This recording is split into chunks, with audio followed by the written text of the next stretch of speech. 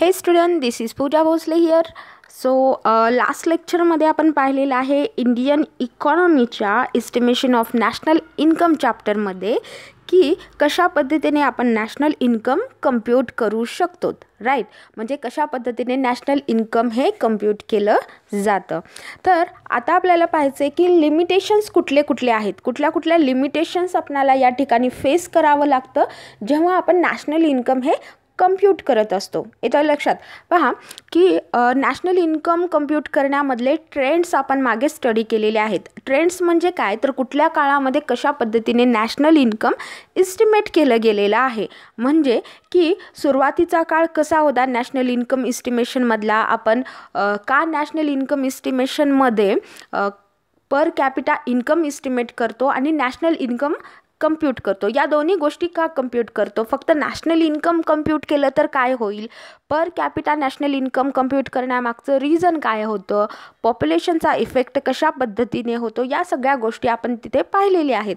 त्यानंतर आपण पाहिलेलं आहे की कम्प्यूट करण्यामध्ये जे मेजर करण्यासाठीचं कव्हरेज होतं ते कव्हरेजसुद्धा बदलत गेलेलं आहे. म्हणजे की ज्या पद्धतीने या सिरीज ज्या असतात ज्यामध्ये की आपण बेस इयर कन्सिडर करत असतो वेगवेगळे, तर ते बेस इयर कशा पद्धतीने चेंज होत गेले, बेस इयर चेंज झाल्यामुळे आपल्या GDP वरती काय परिणाम झालेला आहे, त्याचबरोबर कव्हरेज हे कधी बदलण्यात आलं होतं, कुठल्या रिकमेंडेशन अंडर आपण कव्हरेज चेंज केलेलं होतं, त्याचा परिणाम नॅशनल इन्कम इस्टिमेशनवरती कसा झालेला होता. त्याचबरोबर आपण मध्ये 2015मध्ये GVA नुसार नॅशनल इन्कम कम्प्यूट केलेलं होतं, त्याचा परिणाम काय झालेला होता. या सगळ्या गोष्टी या ट्रेंड्समध्ये येतात. Trends in national income estimation. Okay, तर आजच्या लेक्चरमध्ये आपण पाहणार आहोत की लिमिटेशन्स कुठल्या कुठल्या आहेत किंवा कुठले कुठले आपल्याला अडथळे या ठिकाणी पाहायला मिळतात, कुठल्या डिफिकल्टीज आपल्याला या ठिकाणी फेस कराव्या लागत आहेत इस्टिमेशन ऑफ नॅशनल इन्कममध्ये, ज्यामुळे की परिणाम काय होते, तर जे एक्झॅक्ट व्हॅल्यू आहे नॅशनल इन्कमची ती आपण फाइंड आउट करू शकत नाही. Okay, so let's see what are that limitations. Okay, so first one is non-monetized output and its transactions. So what are the non-monetized output? So in the estimation of national income or output, only those goods and services which are exchanged against money are normally included. Okay, हे तर clear आहे की आपण national इन्कममध्ये त्याच गोष्टींचं counting करतो ज्या की फायनान्शियल टर्ममध्ये असतील, मनी टर्ममध्ये असतील. ज्या मनी टर्ममध्ये नाहीत त्या गोष्टींचं या ठिकाणी आपण कम्प्यूट करत नाही. Okay, so but in an underdeveloped country like India, a huge portion of our total output is still either being consumed at home or being bartered away by the producer in exchange of other goods and services, leading to the non-inclusion of a huge non-monetized output in the national income estimates of the country. Okay, so this is very clear that की खूप सारे असे villages आहेत ज्या विलेजेसमध्ये अजूनसुद्धा काय केलं जातं, तर बार्टर ट्रान्झॅक्शन्स केले जातात. बार्टर सिस्टीम सगळ्यांना माहिती आहे की गुड्सच्या बदल्यामध्ये गुड्स देणे. ओके, म्हणजे गुड्स खरेदी करताना गुड्स देऊनच काय केलं जातं, त्या ठिकाणी प्रोडक्ट खरेदी केलं जातं. म्हणजे की हे खूपच लहान विलेजेस आहेत त्या ठिकाणी अजूनही हे पाहायला मिळतं. किंवा असं म्हणता येईल की एखादा जर रिच व्यक्ती असेल किंवा मोठा व्यापारी म्हणण्यापेक्षा मोठा शेतकरी असेल एखाद्या गावातला, त्याकडे खूप सारं पीक येत असेल, तर जे छोटे मोठे शेतकरी असतात तर ते काय करतात, आपल्याकडे जे धान्य किंवा ज्या गोष्टी आपल्याकडे पिकत आहेत त्या गोष्टींचं त्या काय करतात, एक्सचेंज करतात त्यांच्याकडं आणि तिथून काय करतात, तर ज्या उपयोगी त्यांच्यासाठी असणारे धान्य आहे ते त्यांच्याकडून घेतलं जातं. फॉर एक्झाम्पल, एखादा शेतकरी आहे, तो मिडल क्लास आहे, त्याच्याकडे सोयाबीन जास्त पिकत असेल किंवा पिकवत असेल तो, आणि दररोजच्या व्यवहारामध्ये तुम्हाला काय लागतं किंवा दररोजच्या खाण्यासाठी आपल्याला गहू तांदूळ या गोष्टी इम्पॉर्टंट आहेत. एखादा मोठा शेतकरी आहे, त्याच्याकडे खूप सारा गहू आणि तांदूळ पिकत असेल, तर तो काय करतो, तर काही सोयाबीन तिकडे देऊन गहू आणि तांदूळ घेऊन येतो. तर अशा छोट्या गावामध्ये अजूनही या पद्धती चालत आहेत. तर या पद्धतीच्या किंवा या गोष्टींचं काउंटिंग आपण नॅशनल इन्कममध्ये करू शकत नाही, किंवा या इतक्या छोट्या लेवलवरच्या प्रत्येक ट्रान्झॅक्शनचं आपण या ठिकाणी रेकॉर्डिंग करू शकत नाही. हे रेकॉर्डिंग त्या लोकांनी करायला पाहिजे, बट ते रेकॉर्डिंग केलं जात नाही. तर काय म्हटलेलं आहे, नॉन मॉनिटाइज्ड आउटपुट जे असतं तर ते या ठिकाणी काउंट केलं जात नाही. तर हा पहिला आपल्यासाठी ड्रॉबॅक किंवा पहिलं लिमिटेशन आहे किंवा डिफिकल्टी आहे in estimation of national income. Okay, see, this problem of non-monetized transaction is very much in a rural areas. Of course it is in a rural areas, so whose inclusion in NDP is really difficult. Till now no proper method has been developed to find out the total output of this farm output consumed at home, and also to derive the imputed value of use non-monetized output. Okay, see, आता ज्या पद्धतीने आपण म्हटलं तेच सांगितलेलं आहे या ठिकाणी. पण एक गोष्ट आणखीन आहे की बऱ्याच ठिकाणी जेव्हा की शेतकरी असतो, शेतीमध्ये आपला माल खूप सारा पिकवतो वगैरे, तर त्यातला काही भाग तो स्वतःच्या यूजसाठी सुद्धा ठेवतो, तर ते देखील बऱ्याच ठिकाणी काउंट केलं जात नाही. ऑफकोर्स की आपण हे ड्रॉबॅक त्या ठिकाणी ओव्हरकम करण्यासाठी या प्रॉब्लेमवरती आपण काय करतो, तर शेतीचा जो भाग पिकवलेला आहे त्या भागानुसार आपण काय करतो, तर प्रोडक्शन मेथडमध्ये काउंटिंग करतो. बट तरीसुद्धा या ठिकाणी जे बेसिक प्रॉब्लेम नॉन मॉनिटाइज्ड आउटपुटचा आहे तो या ठिकाणी फेस करावा लागतो. Then second one is non-availability of information about petty income. See, what is the petty income? The national incomes estimates in India are also facing another problem of non-availability of information about the income of small producer and household enterprises. Okay, so this is a big problem of India, that की आपल्या देशामध्ये खूप साऱ्या enterprises किंवा खूप सारे असे producers आहेत जे की काय करतात की स्मॉल स्केलवरती बिझनेस करत आहेत. ओके, त्यांचा बिझनेस चांगला आहे, बट त्यांची जी स्केल आहे, त्यांचं जे प्रोडक्शन आहे ते स्मॉल स्केलवरती आहे. हाऊसहोल्ड टाईपचं त्यांचं काय असतं, प्रोडक्शन असतं. असे बरेचसे व्यवसाय आपल्याकडे पाहायला मिळतात जे त्यांच्या घरीच चालत आहेत, पण ते व्यवसायासारखे काम करत आहेत. त्यांचा प्रॉफिटही ते बनवत आहेत, प्रॉफिट होतो आहे, त्यांचा बिझनेस चालतो आहे, बट तो हाऊसहोल्ड टाईप बिझनेस आहे. तर अशा प्रकारचे जे एंटरप्राइजेस आहेत तर त्यांचं काउंटिंग आपण करू शकत नाही.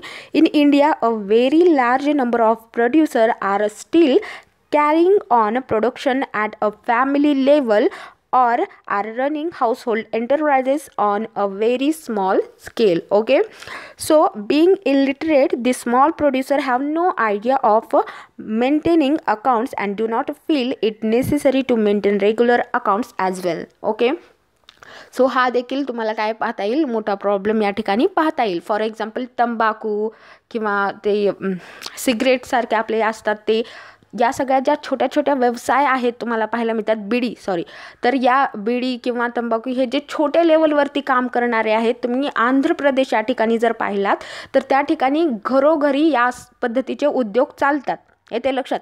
पण ते या पद्धतीचे उद्योग करत आहेत, त्यातनं प्रॉफिट मेकिंग करत आहेत, बट ते कुठल्याही पद्धतीचं अकाउंट मेंटेन करत नाहीत किंवा त्याचं रेकॉर्डिंग करत नाहीत. पण त्यातनं त्यांना प्रॉफिटही मिळतो आणि बिझनेसही होतो, बट त्याचं रेकॉर्डिंग तुम्हाला पाहायला मिळणार नाही. त्याच पद्धतीने आपल्या इकडे सुद्धा महाराष्ट्रामध्ये सुद्धा खूप सारे असे व्यवसाय पाहायला मिळतील तुम्हाला. फॉर एक्झाम्पल की काड्यापासनं वेगवेगळ्या वस्तू बनवणे किंवा एखाद्या सालीपासनं सुंदर वस्तू बनवणे, कलाकारी करणे, या सगळ्या गोष्टी आहेत, त्याचं काउंटिंग कुठंही केलं जात नाही, कारण ते हाऊस होल्ड टाईपचे त्यांचे एंटरप्राइजेस असतात आणि त्यांचं अकाउंट मेंटेन केलं जात नाही. देन आपण यांचं कुठल्याही पद्धतीने इस्टिमेशन करू शकत नाही. ओके, सो अशा पद्धतीचं जे पेटी इन्कम आहे त्यांचं कुठेही रेकॉर्ड केलं जात नाही. याचा मेन रिझन एकतर ते स्मॉल स्केलवरती आहेत तेही असू शकतं, त्याचबरोबर ते इलिटरेट असल्यामुळे अकाउंट मेंटेन करणं पॉसिबल नसतं. त्यानंतर बघा, under such a situation it is really difficult task to collect data. Okay, in this connection the National Income Committee wrote, National Income Committee ने काय म्हटलेलं आहे बघा, an element of guesswork therefore invariably enters into the assessment of output, especially in large sector of the economy which are dominated by small producer or the household enterprises. Okay, तर स्वतः national income कमिटीने सुद्धा हे मान्य केलेलं आहे. Okay, कारण खूप सारा सेक्टर जो आहे इकॉनॉमीचा तो यांनीच या ठिकाणी काय केलेलं आहे, तर यांच्या हातामध्येच आहे. हे जे स्मॉल प्रोड्युसर्स आहेत, हे जे स्मॉल एंटरप्राइजेस आहेत त्यांच्याकडे आहे, बट तरीसुद्धा त्यांचं काउंटिंग हे व्यवस्थित केलं जात नाही. त्यामुळे जे नॅशनल इन्कम काउंट केलं जातं, एस्टिमेट केलं जातं ते राईट फिगरमध्ये असतं असं नाही. Okay, now see third one, lack of differentiation in economic functions. Okay, so कुठल्या पद्धतीचं डिफरन्शिएशन आहे ते बघू आपण. In India the occupational classification is incomplete and thus there is a lack of a differentiation in economic functions, as national income statistics are collected by industrial origin. Thus classification of producer and workers into various occupational categories is very much essential. Okay, so आपण last part जो पाहिलेला होता trends, त्याच्यामध्ये आपण एक point study केलेला होता, तो म्हणजे इंडस्ट्रियल ओरिजिननुसार आपल्याकडे केलेलं नॅशनल इन्कमचं एस्टिमेशन. तर इंडस्ट्रियल ओरिजिनमध्ये आपण पाहिलेलं होतं की कशा पद्धतीने आपल्याकडचं जे इकॉनॉमी आहे ते कॅटेगराइज्ड केलेलं आहे, primary, secondary and treasury. Okay, तर या तीन पद्धतीमध्ये किंवा या तीन टाईप्समध्ये आपण काय केलेलं आहे, डिवाइड केलेलं आहे आपल्या इकॉनॉमीला. प्रायमरीमध्ये आपण पाहिलं होतं की कुठले कुठले सेक्टर्स येतात, ज्या पद्धतीने ॲग्रिकल्चर, मायनिंग, फिशरी ह्या सगळ्या गोष्टी येतात त्या ठिकाणी, राईट. सेकंडरी म्हटल्यानंतर मॅन्युफॅक्चरिंग, इंडस्ट्रियल या सगळ्या गोष्टी येतात. त्यानंतर आपलं जे टेरिटरी सेक्टर आहे त्यामध्ये काय पाहायला मिळतं, सर्व्हिस सेक्टर पाहायला मिळतं, तुम्हाला कम्युनिकेशन सेक्टर पाहायला मिळतं. या सगळ्या गोष्टी आपल्याकडे डिवाइड केलेल्या आहेत. त्या सुरुवातीपासून आपण कशा पद्धतीने करत आलेलो आहे, तर आपल्याकडे खूप साऱ्या या ज्या इंडस्ट्रीज होत्या, या सगळ्या सेक्टर्स होत्या, तर एकत्र मानलं जायचं. परत 13मध्ये डिवाइड केलं आणि त्यानंतर आपण 3वरती आलेलो आहोत. येते लक्षात. बट तरीसुद्धा आपल्याकडे जे लोक काम करत आहेत किंवा जे काही प्रोड्युसर्स आहेत त्यांचं व्यवस्थित या ठिकाणी डिवायडेशन झालेलं नाही, किंवा वर्कर्स हे नेमकं कुठल्या कॅटेगरीमध्ये येतात हे अजूनही व्यवस्थित डिवाइड केलेलं नाही. म्हणजे एखादा फार्मर असेल, तो बिझनेसमध्ये येत असेल, देन त्यांचं डिवायडेशन कसं केलेलं आहे. मायनिंग तुम्ही म्हणत आहात, तर ते मायनिंगमध्ये जर तो मायनिंगचं काम करत असताना किंवा तो प्रोड्युसर असेल, त्याचा बिझनेस त्यापेक्षा वास्ट असेल, देन तो कुठल्या कॅटेगरीमध्ये पुढे काउंट केला जाईल. या पद्धतीचे प्रॉब्लेम्स तुम्हाला पाहायला मिळतात. म्हणजे काय, तर इन्कम एस्टिमेशनमध्ये प्रॉब्लेम होतो. नेमकं त्याचं इन्कम कुठे काउंट केलं जावं, किंवा नेमका प्रोड्युसर किंवा वर्कर कुठल्या सेक्टर अंडर काउंट केला जावा, या पद्धतीचे खूप सारे प्रॉब्लेम्स या ठिकाणी पाहायला मिळतात. तर यांचं व्यवस्थित डिवायडेशन करणं या ठिकाणी इसेन्शियल होतं असं म्हटलेलं आहे. आणि हा एक प्रॉब्लेम आपल्याला नॅशनल इन्कम एस्टिमेशनमध्ये फेस करावा लागतो. Then next one is unreported illegal income. Okay, so unreported illegal income हा मोठा प्रॉब्लेम आपल्या देशामध्ये पाहायला मिळतो, ज्यामुळे नॅशनल इन्कमचं एस्टिमेशन व्यवस्थित केलं जात नाही. Okay, in India the parallel economy is fully operational as hidden or subterranean economy. Thus there is a huge unreported illegal income earned by those people engaged into those parallel economies which is not included in the national income estimates of our country. Okay, so हा जो problem आहे, हा problem आपल्या सगळ्यांनाच face करावा लागतो किंवा माहिती आहे. कारण ज्या पद्धतीने आपल्याकडे आपली इकॉनॉमी या ठिकाणी तुम्हाला पाहायला मिळते, त्यालाच पॅरलर तुम्हाला या पद्धतीची इकॉनॉमी पाहायला मिळते, जिथे की ब्लॅक इन्कम अर्न केलं जातं किंवा ब्लॅक इन्कम त्या ठिकाणी मिळवलं जातं.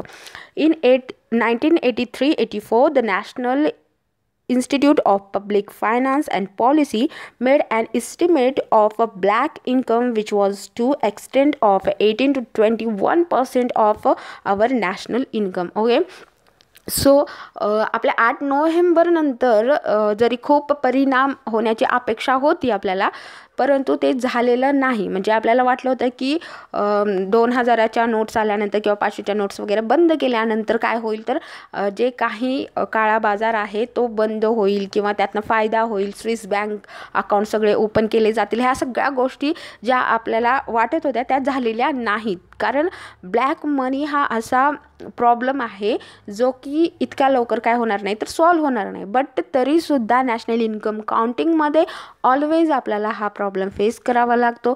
जे काही नॅशनल इन्कम आपण या ठिकाणी काउंट करतोय त्यामध्ये मोठा भाग हा आपण काउंट करू शकत नाही just because of the illegal income. कारण ते इन्कम कुठेही काउंट केलं जात नाही, बट ते आपल्याकडे आहे. आपल्या देशामध्ये ते काय आहे तर ते इन्कम अजूनही चालते, बट त्याचं काउंटिंग कुठेही केलं जात नाही. त्यामुळे नॅशनल इन्कम ऑलवेज कमी काउंट केलं जातं. ओके, सो हा देखील एक प्रकारचा तुम्हाला प्रॉब्लेम आपल्याकडे पाहायला मिळेल, ज्याला तुम्ही लिमिटेशन्स म्हणू शकता. Then last one is a lack of a reliable statistical data. Of course it is a problem of our estimation of national income that जे काही आपल्याकडे डाटा अवेलेबल आहे तो रिलायबल आहे किंवा नाही. The most important difficulty facing the national income estimation in India is the non-availability of reliable statistical information. In India, national income data are collected by untrained and semi-literate persons like gram sevaks, and thus statistics are mostly unreliable. Okay, आपल्याकडे कुठलाही data जो की national income काउंटिंगमध्ये important असणार आहे, तो data जो व्यक्ती collect करत आहे तो एक तर ग्रामसेवक असणार आहे किंवा जे की बेसिक लेवलवरती काम करणारे वर्कर्स म्हणण्यापेक्षा एम्प्लॉईज जे आहेत ते हा डाटा कम्प्यूट करणार आहेत. ते ना तर इकॉनॉमिकली टॅलेंटेड असणार आहेत, इंटेलिजंट असणार आहेत, त्यांना माहिती नाही आहे की हा डाटा किती इम्पॉर्टंट असेल किंवा याचं इस्टिमेशन किती प्रॉपर झालं पाहिजे. तर या पद्धतीमुळे जे काही काउंटिंग केलं जातं ते काय होऊ शकतं तर अनरिलायबल असू शकतं, तितकं जास्त रियल असेल असं नाही. तर हा प्रॉब्लेम आपल्याकडे पाहायला मिळतो.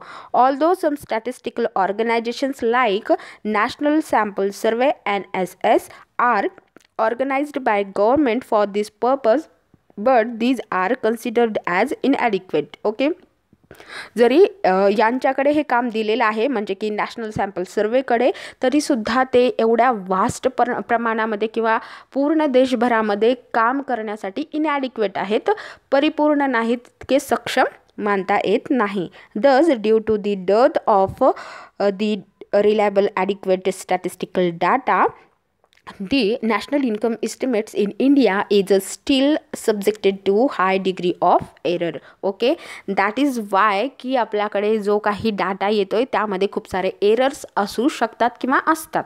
ओके, तर या पद्धतीचे लिमिटेशन्स आहेत नॅशनल इन्कम काउंटिंगमधले. तर या पलीकडे जाऊनसुद्धा आपल्याला असं म्हणता येईल की क्रिएटिव्ह इकॉनॉमी असते. क्रिएटिव्ह इकॉनॉमी म्हणजे काय तर जे काही आपल्याकडे आपल्या आजूबाजूला काही लोक असे पाहायला मिळत आहेत जे की काम म्हणून काय करत आहेत तर त्यांची क्रिएटिव्हिटी दाखवत आहेत आणि त्यातनं ते उत्पन्न मिळवतात, तर त्याचं देखील कुठेही काउंट केलं जात नाही.